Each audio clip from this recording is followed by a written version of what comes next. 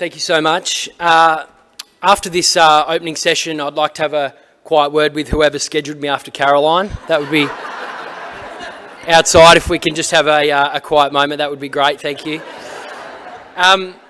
Honestly, Caroline said at the start that her story isn't very interesting.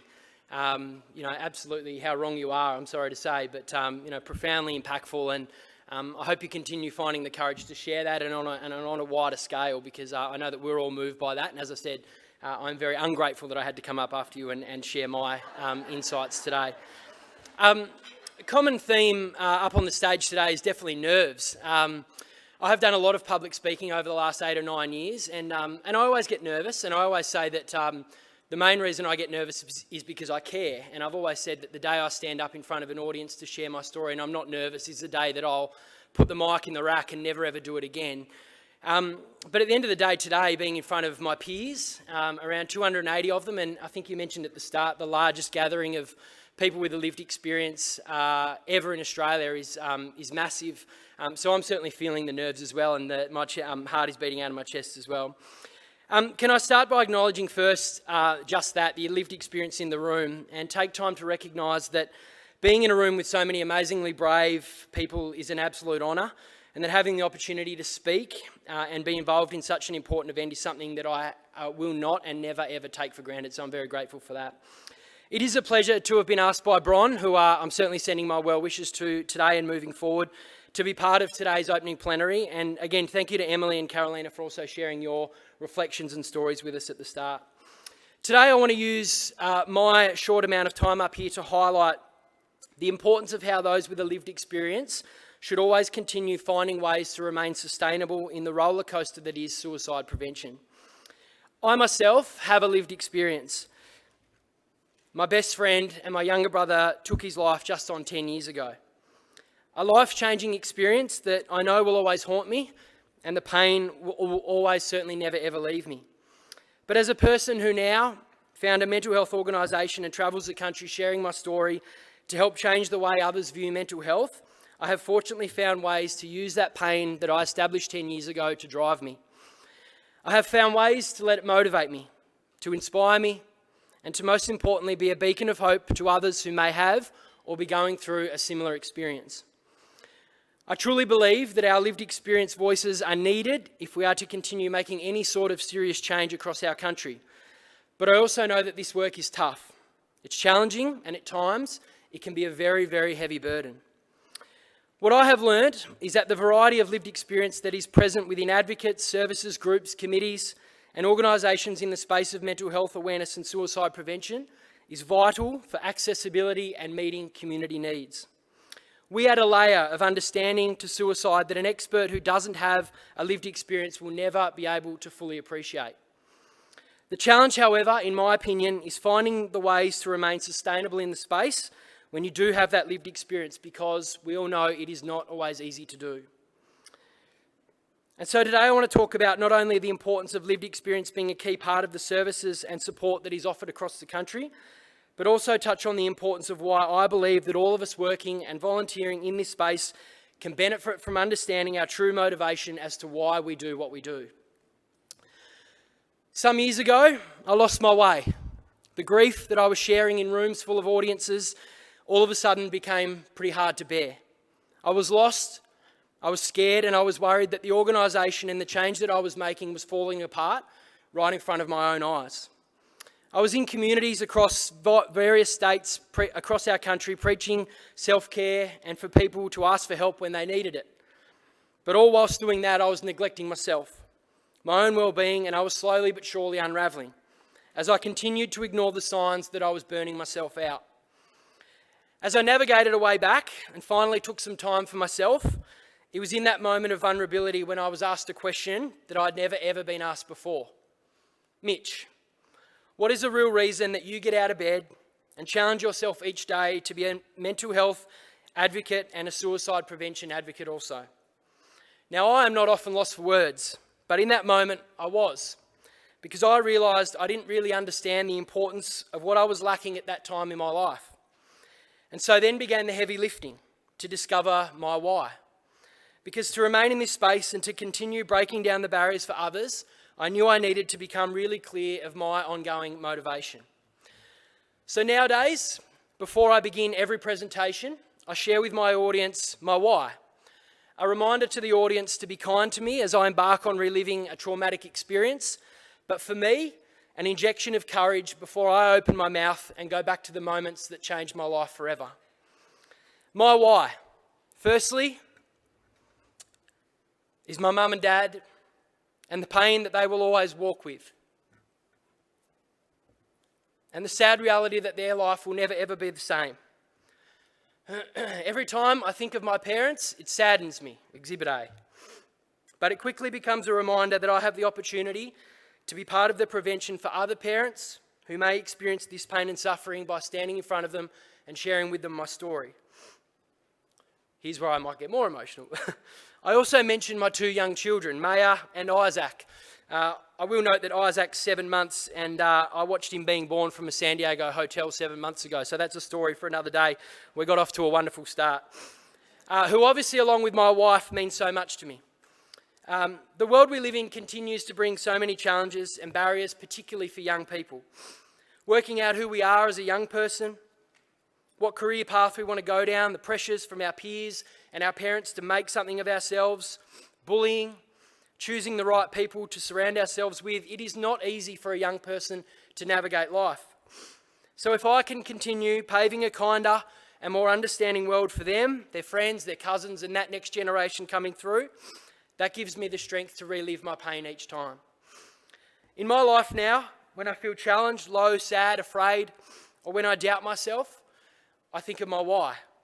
And I know that as long as I have that, I will remain sustainable in the work that I do, because I know that that gives me courage to face any of these emotions that will continue to come my way. So my point to everyone here today is this. If us lived experience advocates take the time to better understand what our why is, I have nothing but faith that we will find it. We have experienced the pain, and for some, continue to live with the thoughts of suicide often. We know the loved ones and friends affected, and they are likely to be part of our why and what can drive us and give us our ongoing strength. Something I also wanted to highlight today, and maybe to also throw the challenge out to professional service providers, is how much they are valuing, prioritising and incorporating lived experience in the way they create, expand and deliver their services. Is lived experience incorporated into their collective why? Are they grabbing the opportunity to utilise the passion, the learnings, the strength and the unique perspectives of those with lived experience with the amazing work that they are already doing across our country? There is so much value to be expanded upon with the mental health suicide prevention sector by hearing from and empowering those who understand the landscape on a much deeper level.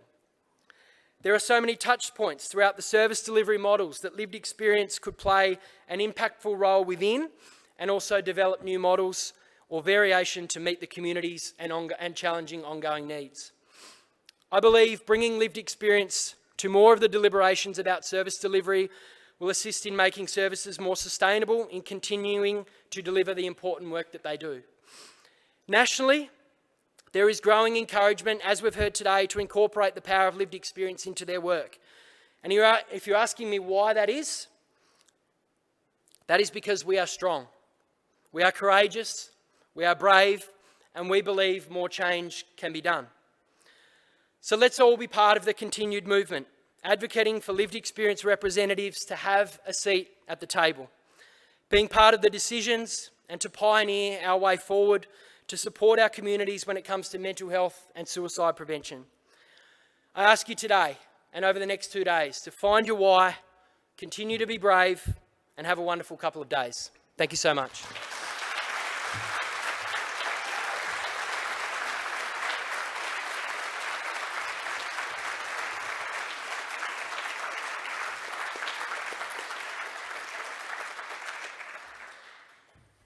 Thank you, Mitch. That was really stirring and incredibly honest as well, so greatly appreciated. I'm very sorry for your loss, but I'm also really pleased for Maya and Isaac that they've got you, so well done. Now we have our final Slido question following Mitch's presentation. And our final question is, what is most needed for suicide prevention support and services to be more sustainable? So lots of thought-provoking points raised in Mitch's presentation there. Finding our why is definitely an important message for us over the next 2 days.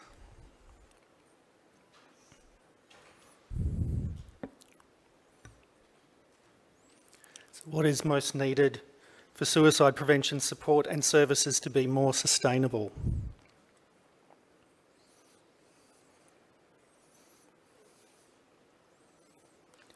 Lots of important ideas there, but of course we've got funding right in the centre.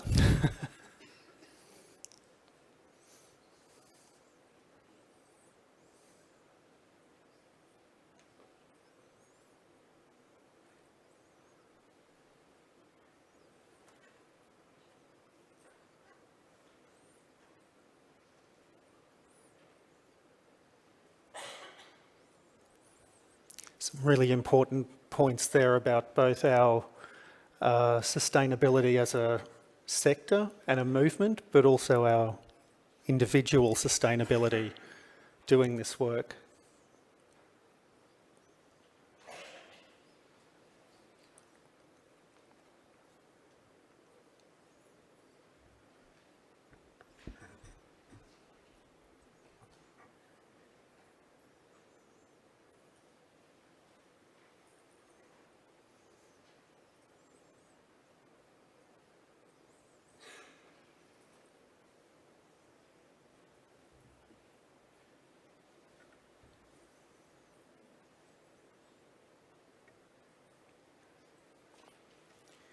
So I think we're starting to slow down on the Slido responses there. Thank you everyone for contributing to those 3 questions.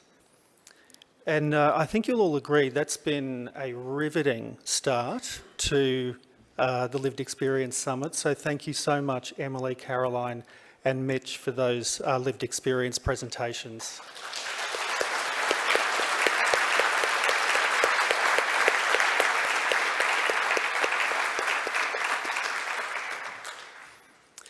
And thank you to all of our speakers this morning. Thank you again to all of our sponsors as well for all of your support.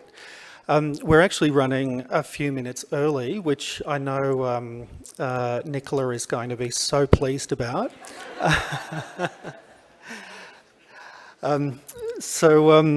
Please take a little bit of extra time for morning tea, which will be just out in the mezzanine here. There's a lot of different stands for services out there as well for you to check out, as well as the wellbeing zone. Thank you everyone again for being here. Have a brilliant couple of days, and we'll see you back here in about half an hour or so. Thank you.